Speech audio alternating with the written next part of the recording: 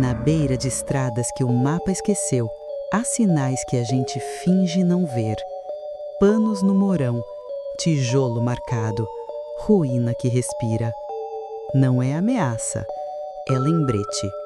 O caminho pede leveza e cobra quando a gente chega pesado. O pano no mourão. Eu, Júlio, conhecia cada curva da estrada vicinal que leva ao sítio de seu Lino. Entregava telha, prego, saco de cimento. A rotina ensinou minhas mãos a dirigir no escuro sem pensar. No começo do inverno, reparei num trapo branco amarrado no mourão da cerca mais isolada. Era um pano simples, rasgado no meio, como se alguém tivesse testado a força do tecido com as mãos. Não havia casa por perto, só capim alto, poças longas, cheiro de água parada. Na primeira noite, o pano se moveu sem vento.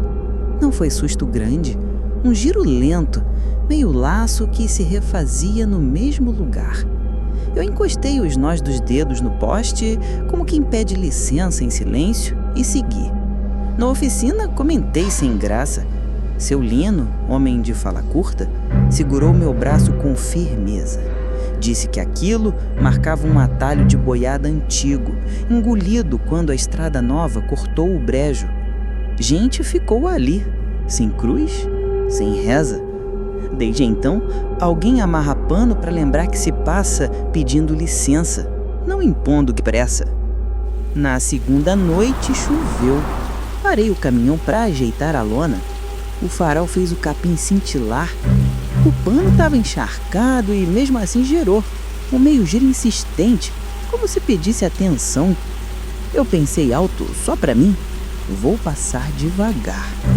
O ar abriu espaço, aliviando o peso no peito, igual quando a gente sai de um cômodo abafado. No retrovisor, o capim deitou todo para o mesmo lado, desenhando um corredor. Parecia que alguma coisa atrasada passava por ali, exigindo prioridade. Voltei no dia seguinte para ver se alguém trocou o pano.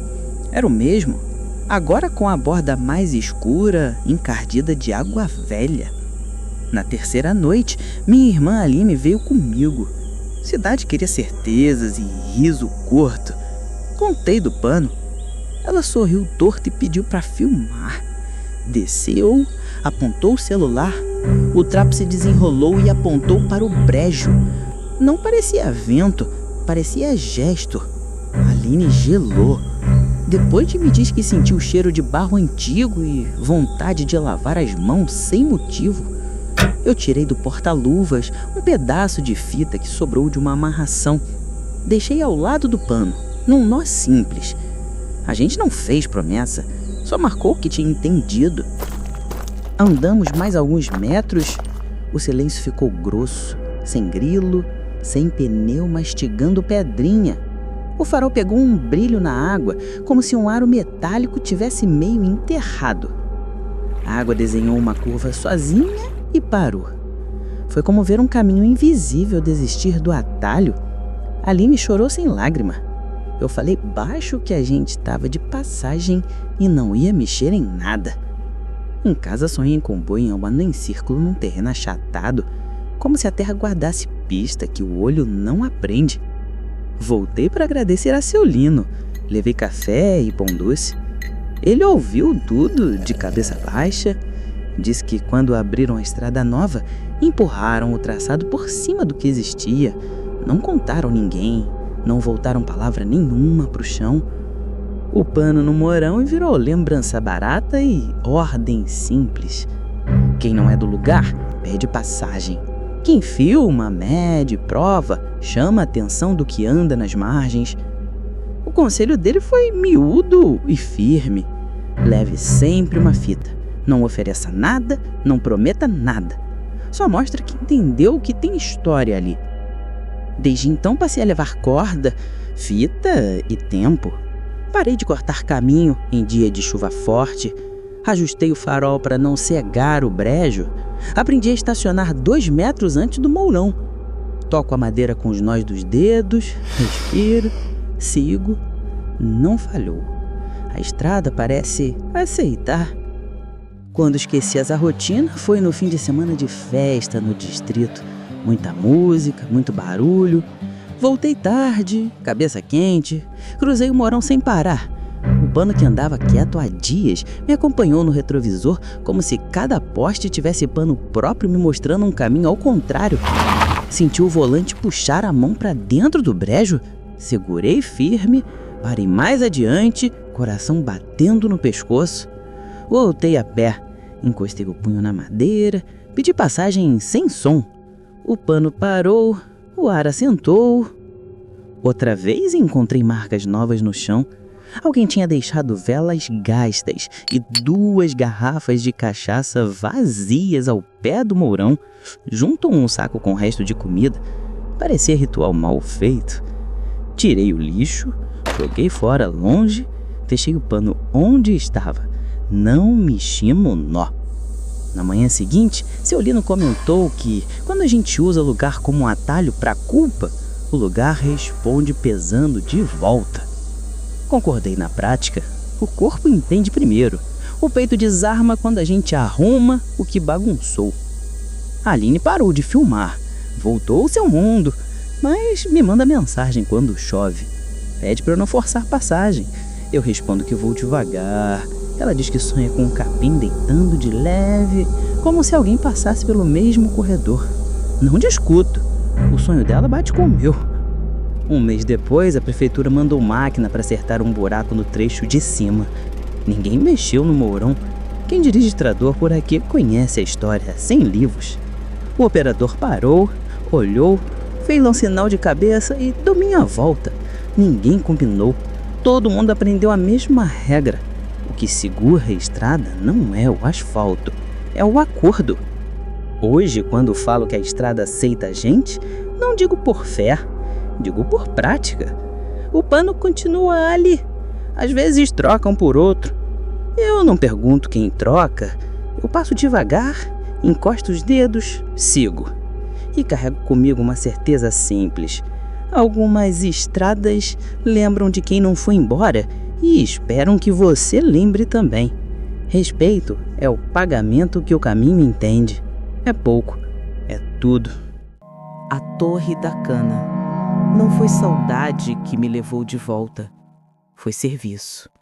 Eu, Marta, aceitei catalogar ruínas para o inventário do município.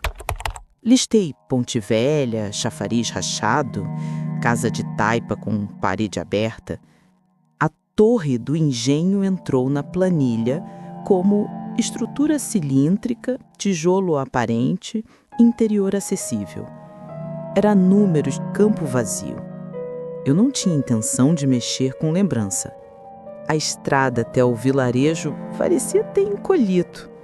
Buracos fundos, cercas tortas, tamarindeiras segurando sombra rala. Parei na venda para pedir água. Dona Nelly ajeitava um lenço azul e empilhava pacotes de sal. Perguntei da torre.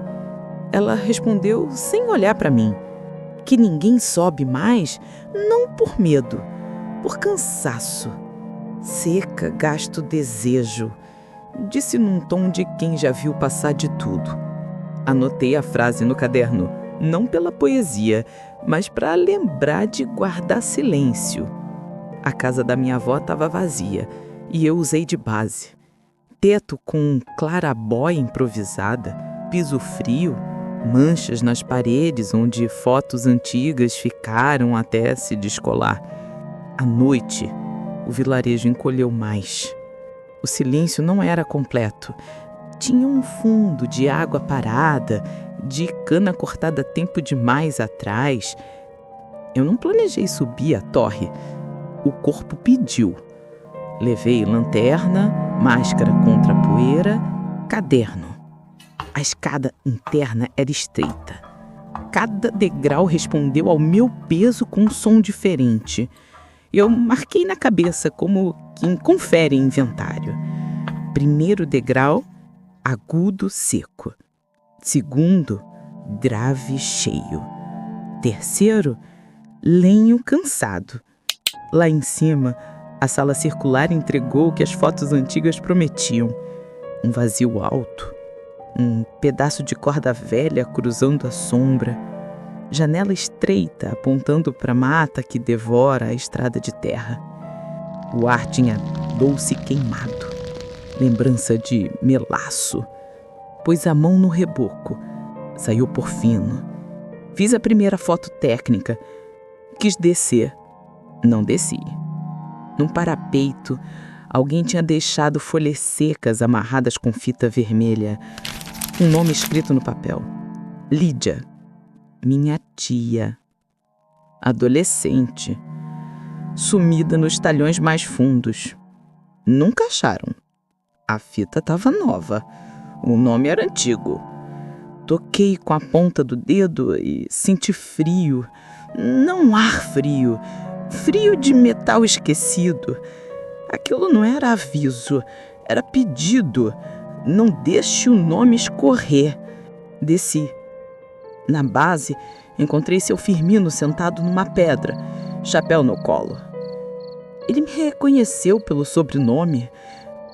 Falou devagar que a torre serviu um dia para promessas que não foram cumpridas.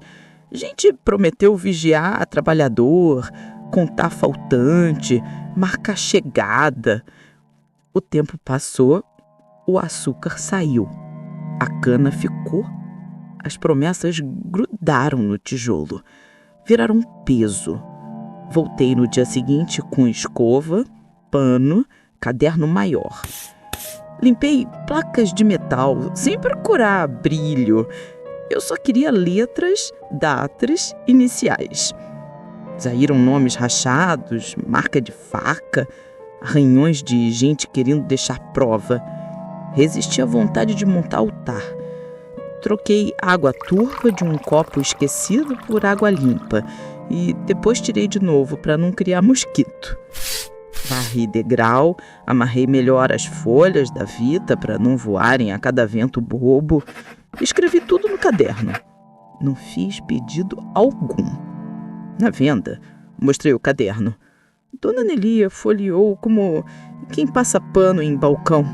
Uniforme, calma. Disse que era bom botar nome na boca de todo mundo de novo. Não falou missas, velas, pagar promessa. Falou lembrar em voz alta. Deixei o caderno lá com ela. Pediu que eu voltasse em 15 dias para acrescentar mais nomes. Aceitei. À noite, não dormi direito. A casa vazia parecia respirar. Não era assombração, era alívio. Quando alguém faz o mínimo certo, o espaço cede um pouco. Sonhei com um canavial desenhando ruas de volta, abrindo corredores estreitos onde a gente passa sem se arranhar. Acordei com a cabeça leve e um plano simples. Passei a colher histórias curtas com quem quisesse falar. Seu Firmino trouxe 2 datas esquecidas. Um rapaz que conserta bicicletas diz que a torre é ponto de encontro de silêncio, não de reza. Uma senhora contou de um irmão que sumiu num talhão que hoje é mato fechado. Anotei sem floreio. Coloquei no caderno uma linha para cada pessoa e adotei a mesma rotina de limpeza. Escovar, varrer, retirar restos de copos e velas, reforçar nó de folhas. Sem altar, sem promessa. Só ordem. Eu encontrei um envelope plástico com um bilhete molhado. Tinha um nome e uma data. Recente. Sem pedido. Sem cura. Talvez alguém tenha tentado aliviar peso jogando responsabilidade na torre. Tirei o papel. Sequei, copiei para o caderno e devolvi o original dentro de um livro velho da venda para não virar lixo. A torre não quer ser depósito de culpa, quer inventário, quer registro, quer a dignidade do nome inteiro. Com 2 semanas, a lista de nomes passava de 20. Não publiquei nada em rede, não chamei prefeitura. O inventário oficial seguiu frio, com medidas e fotos. O inventário verdadeiro ficou na mão de quem fala baixo. A torre continuou torta. O vilarejo continuou pequeno. O peso no peito mudou de lugar. Em vez de cair sobre quem ainda espera milagre, assentou no tijolo, como deve ser.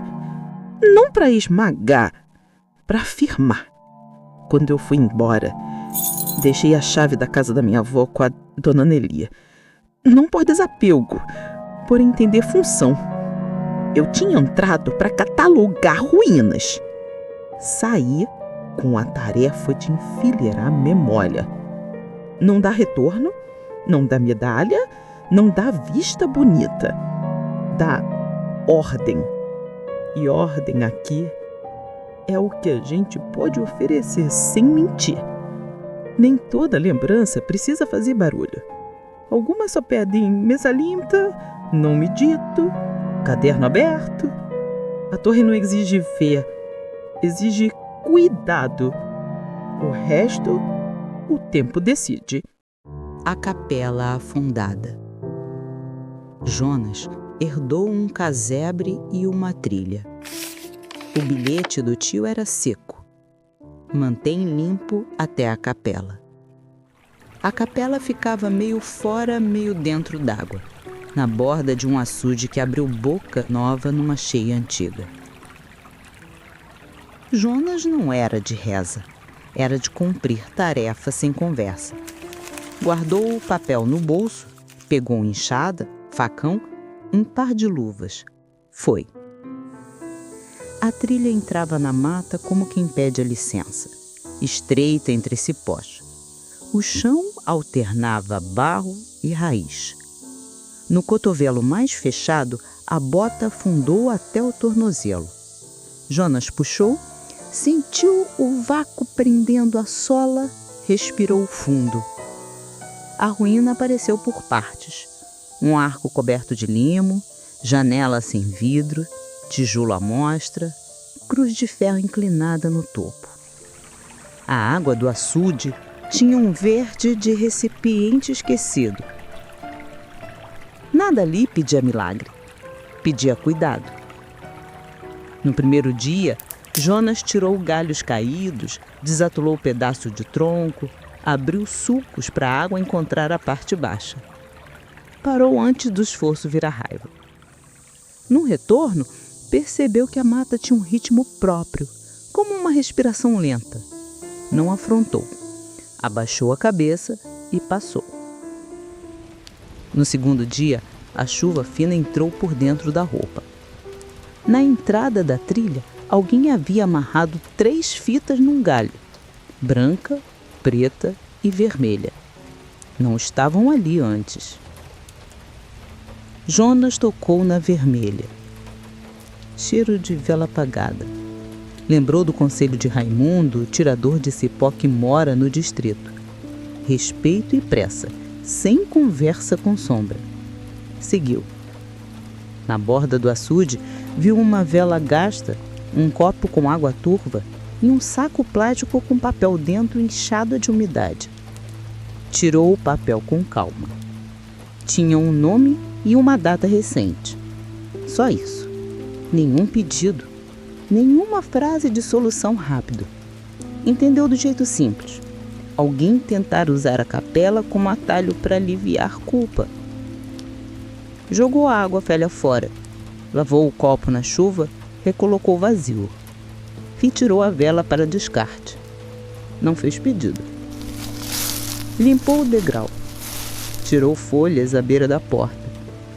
Guardou o bilhete num caderno. Escreveu a data, o nome, a condição do lugar. A planilha do vivido começou ali. Linhas diretas, sem adorno. No terceiro dia, o açude amanheceu espelhado. Marcas de pneu recente cortavam o barro seco. Pegadas impares seguiam até a capela. No degrau, sal grosso espalhado de qualquer jeito. Farelo de pão, um laço de barbante na cruz inclinada, amarrar ferro cansado no endireita passado. Jonas respirou fundo e decidiu que a herança não era uma cobrança, era um turno de trabalho. Endireitou o que dava. Levantou pedra caída, varreu o batente, abriu valeta estreita para escorrer a poça. Encostou a corda solta no gancho, sem puxar. Deixou tudo quieto. Raimundo apareceu mais tarde, encostado num tronco, chapéu no joelho. Falou pouco. Disse que lugar usado como resposta rápida fica pesado. Disse que quando a gente organiza o caminho sem esperteza, o lugar organiza a gente. Jonas assentiu. O corpo entendeu antes da cabeça. Dormiu bem naquela noite, pela primeira vez em meses. Nos dias seguintes, Jonas manteve a rotina. Chegava cedo, quando as sombras ainda eram longas. Conferia se alguém tinha largado o lixo ou promessa mal feita, recolhia, levava embora. Varria o degrau. Checava a corda no gancho. Conferia a cruz inclinada respeitando o ângulo torto como parte da história, não defeito. Não deixou água parada em copos, não montou o altar, não colou bilhete novo. Só registrou. O caderno ganhou páginas. Data, tarefa feita, condição do chão, observações pequenas. Um dia notou: flores murchas deixadas no batente. Retirei ao fim da tarde. Outro. Barro menos fundo após valeta. Manter. Outro. Barulho de barco nenhum. Só ave grande fechando asa. Quando choveu forte, a trilha virou fita escura. Jonas quase desistiu. Pensou no tio, pensou no bilhete, pensou no modo como o peito tinha desarmado depois do segundo dia. Vestiu capa plástica e foi mesmo assim. A água correu pela valeta que ele havia aberto. A poça que prendia a bota na curva perdeu força. O arco de limo pingou mais do que o de costume, mas não desabou. Pequenas vitórias não fazem barulho. Fazem falta. Um sábado encontrou 2 velas novas e um prato com milho cru ao pé da cruz. Ao lado, um envelope plástico com 3 nomes, datas diferentes, sem pedido, sem frase. Jonas entendeu que a capela estava virando depósito de peso alheio. Não brigou com ninguém. Retirou as velas, guardou para descarte. Limpou o prato. Anotou os nomes no caderno. Devolveu o envelope seco no fundo da venda, entre revistas velhas. Disse ao balconista que era para ninguém jogar fora sem olhar. O homem fez sinal com a cabeça, sem pergunta. Com o tempo, a trilha ganhou cara de caminho. Não ficou bonita, ficou caminhável. O corpo de Jonas deixou de esperar milagre. Passou a esperar trabalho. A recompensa veio em forma de fôlego. Ao chegar, o peito não apertava. Ao sair, a cabeça não pesava. Raimundo, quando via, soltava um que valia por conversa inteira. O lugar não exigia fé, exigia cuidado. É o que dava para entregar. No fim do mês, Jonas encadernou as folhas do caderno com barbante. Guardou em caixa plástica longe da umidade. Escreveu na tampa: capela, manutenção, nomes, datas. Não era altar, era arquivo de respeito. Se alguém precisasse lembrar ou explicar, estava ali. Se ninguém precisasse, também. O lugar já tinha quem olhasse. Alguns lugares não pedem reza, pedem ordem. Quando a gente para de empurrar culpa no que sobrou, o que sobrou devolve caminho. É simples, é demorado, funciona.